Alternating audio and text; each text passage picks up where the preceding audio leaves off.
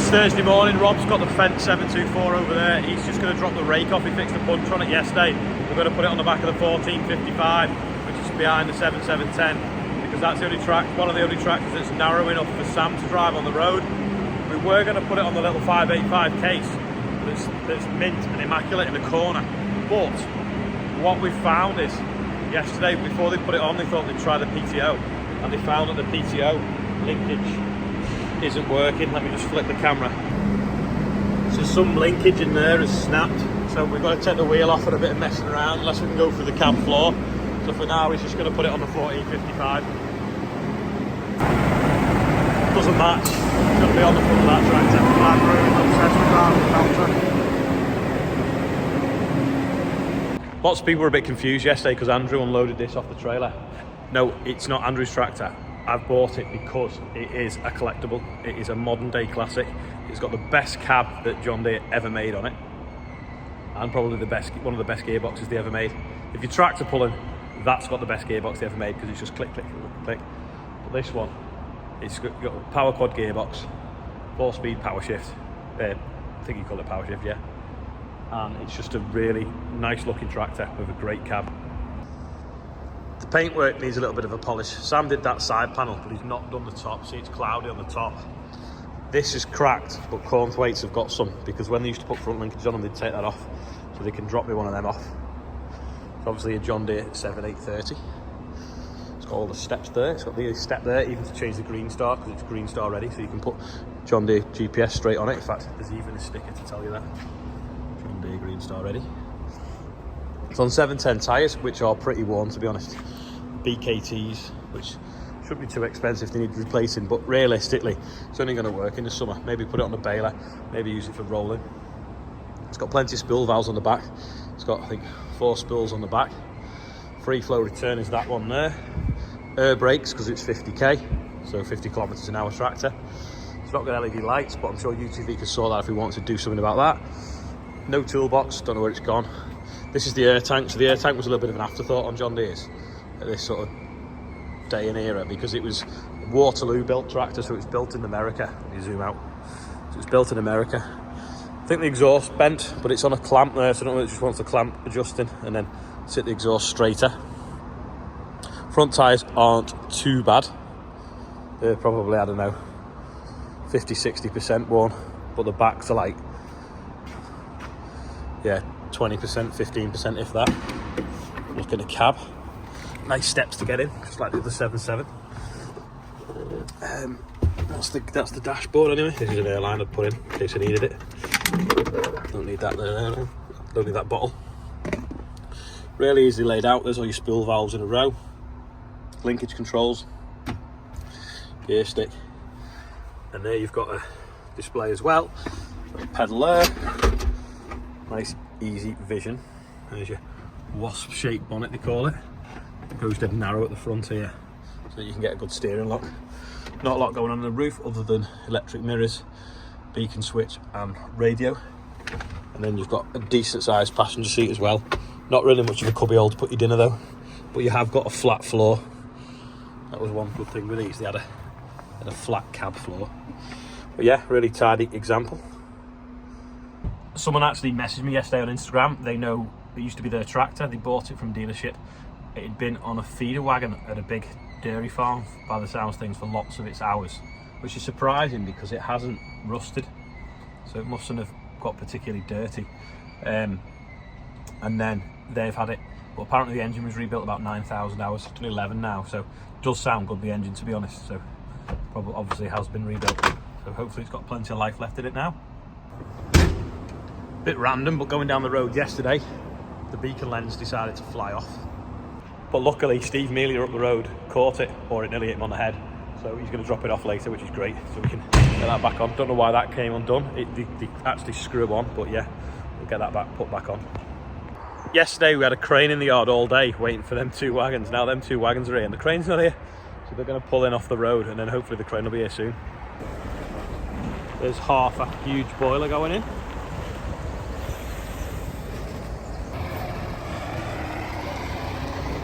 Just swing in and you'll be able to back down there. There's the other half. Massive.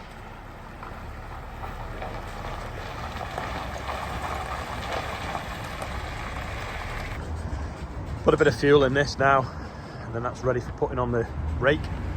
So yesterday, obviously the wagons were here all day. Sorry, the crane was here all day waiting for the wagons, and you just know that today the wagon's going to be here all day waiting for the crane, because that's just how things like that happen. Stinks though still, doesn't it? Rob's trying to find what's going on in here. Because Andrew spilled coffee down the back of the seat with milk in it, and it's starting to stink. And he's got no interest in cleaning it out because he's too busy driving his own Valtra now. So Rob's hoovering the mat. And then might have to get an Abbey Coombs air freshener in there. Sam's tractor smells nice because of his air freshener. Rich is here still. The beams, there's obviously quite a lot to get through. We thought about using the sprayer machine, but then we just thought that everything will have green paint on it, and we didn't have time to clean the shed out to set it up in there. So it's just going to do one coat with this, and maybe when we get the frame up, if we get a still day, we might just blast over it a bit more then. I've filled that up with diesel. Sam is now going to put a rake on. I've got a zoom in a minute on the computer, so we'll go and do that. Just ordered fuel. You don't know want to know what it was costing. I've had to order another IBC of AdBlue, 735 quid. 780 quid. It was 235 quid last year. Just on a Zoom call now with some people from Openfield, working out where we can find some more oilseed rape because the shed's looking like it could be empty this year. Yeah, just had a Zoom meeting with Openfield. We normally put about 3,000 tonne of oilseed rape in this shed, but this year there's not a lot of people growing oilseed rape, so we're just thinking, if the shed's not going to be full, what do we do with the rest of it? We probably left it a little bit late for dividing it up, unless we put some of Bill's wheat in the corner again like we did last year, and we're looking as well if we can store our urea in one corner of it, and then that solves that problem. But if anyone has got any oilseed rape that they've not marketed yet, and they want to move it off the farm at harvest, get in touch with Joe Ebrell at Openfield, and we can get it in our shed, and then you can market it throughout the year whenever you want, because it's looking like it's going to be worth a lot of money after Christmas, but some people just want to move it on. So I'll put Joe's number underneath this video actually, and you can give her a shout and see. We deal a lot with Openfield because it's farmer owned and the non-profit. The other good thing with Openfield is we have a monthly cash flow, so we commit our grain to them and say, look, you don't have to do it all, but we say, like, we've got 3,000 tonne of this, that and the other this year to sell, and you could draw the money without actually pricing the grain. So I can just say, right, this is what I'm going to have all harvest, so I want so much a month paying to me, and then I market it throughout the year, and it just means that a monthly cash flow. So you basically end up with like a dairy farmer's cash flow, even though you're an arable farmer, and you don't have to sell it when the market's down as well. So definitely worth a chat with Joe. You know, the people say I'm not a member of Openfield. It's not like an exclusive club. You can just deal with them, and you're a member. It's easy. So yeah, the number's underneath. There we go. This is the headland, yes, from this barley that we cut the other day. And Sam's just rolling it over now, trying to get it to sort of put the bottom to the top. You can see this is like a deeper yellow. This is the wet bit to dry out now in the wind. There's a little bit of a breeze. So hopefully might get this bale. But it's probably going to be tomorrow actually. We'll see what it feels like later on. This field here now was baled last Tuesday. What are we on today? Thursday. So it's been drilled Tuesday, Wednesday. So what, eight days would you call it? Maybe 9. Anyway, we've got the barley now up in the rows. So that's pretty good. Don't think there's anything particularly much eating it. So we'll see what it looks like. I was talking to someone yesterday. They drilled barley in the last week of May, and it's now in head already. So that's like 5 or 6 weeks. So this might really get a move on. This is the field at oilseed rape that the pigeons totally grazed, and it was awful. So we drilled it with sunflowers. These are the sunflowers. Unfortunately, there's a lot of mayweed in them. Now, whether they'll outcompete and get up above it, and we might have a crop of sunflowers that we can harvest, I don't know, but they're not particularly thick. Plane coming in here. Just going to take this round and have a look what's up with the PTO lever.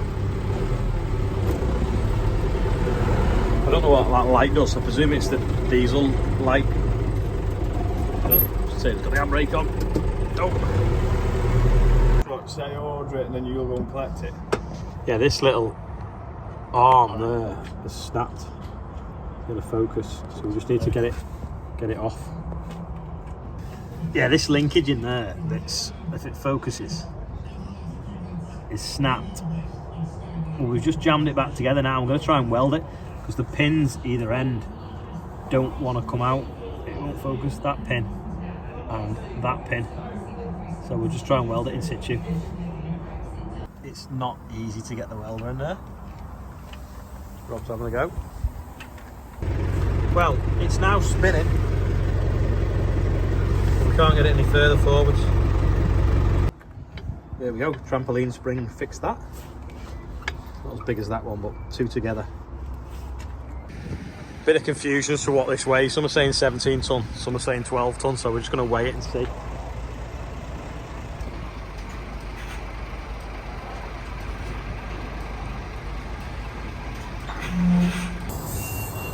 Brake maintenance. Bit of slack, so we're just tightening it up.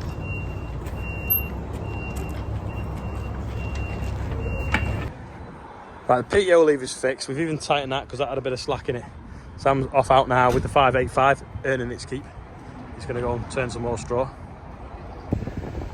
Right, so the wagons are still here. Now the crane's turned up. It weighs 14 tonne. We thought it was 12, but I think it's going to lift it. But they just can't lift it very far out, so they've got it quite close to itself. So they're going to try lifting now. That straw looks like it's on a lean here, doesn't it? It is on a bit of a lean, but it looks worse on the camera. It's the first size.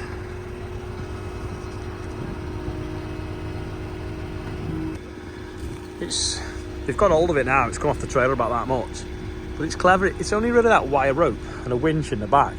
That's just a boom that just stays in one place. It's not like a telehandler where you lift it with hydraulics. I mean, obviously you've got that hydraulic ram there, but it's just a little tiny winch in the back lifting the hook up, and then depending on how many times you wrap it round depends on how fast it lifts and how much it can lift. And then he'll lift it and he'll just swivel now. Drop it over there, hopefully.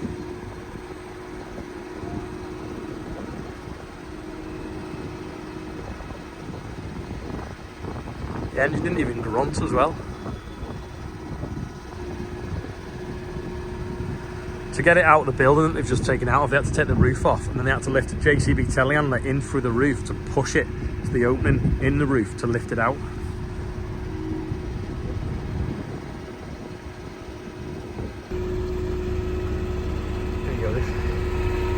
Got it off, swinging it in place now.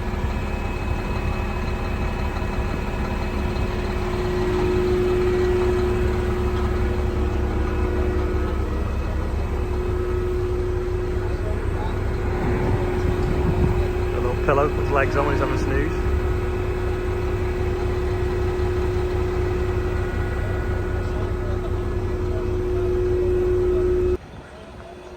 There we go.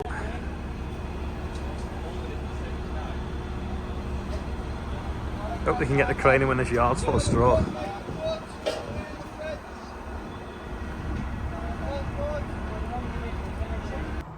We got this trailer out a few weeks ago to put some stuff in, and it's been completely in the way for the last few weeks.